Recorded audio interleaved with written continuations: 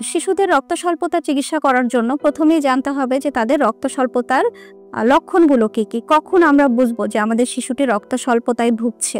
রক্ত স্বল্পতায় ভুগলে শিশুটি ফ্যাকাশে হয়ে যায়।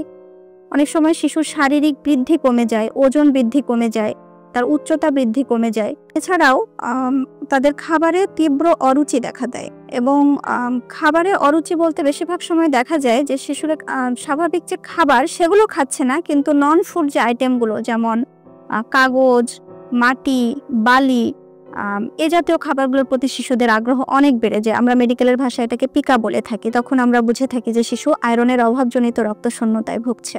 আবার রক্ত স্বল্পতা হলে যেহেতু মস্তিষ্কে অক্সিজেন সরবরাহটা কমে যায়, এর ফলে শিশুর অতিরিক্ত চঞ্চলতা, অস্থিরতা, অমনোযোগিতা এগুলো বেড়ে যায়।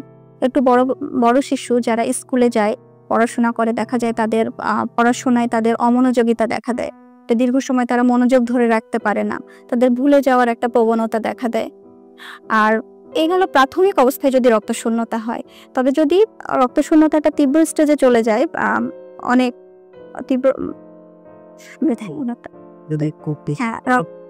খুব বেশি পরিমাণে তীব্র রক্ত স্বল্পতা,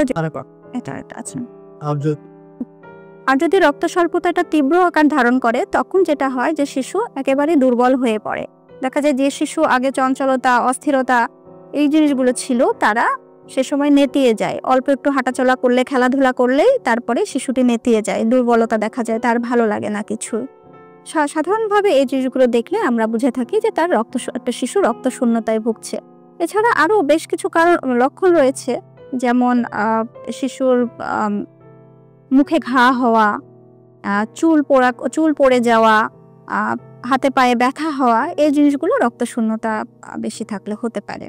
আপনাদের স্বাস্থ্য বিষয়ে সচেতন করার জন্যই আমাদের এই আয়োজন। তাই প্রতিনিয়ত স্বাস্থ্য বিষয়ে বিভিন্ন টিপস পেতে আমাদের চ্যানেলটি সাবস্ক্রাইব করুন এবং বেশি বেশি লাইক ও শেয়ারের মাধ্যমে সবাইকে আমাদের সঙ্গে সংযুক্ত হবার সুযোগ করে দিন।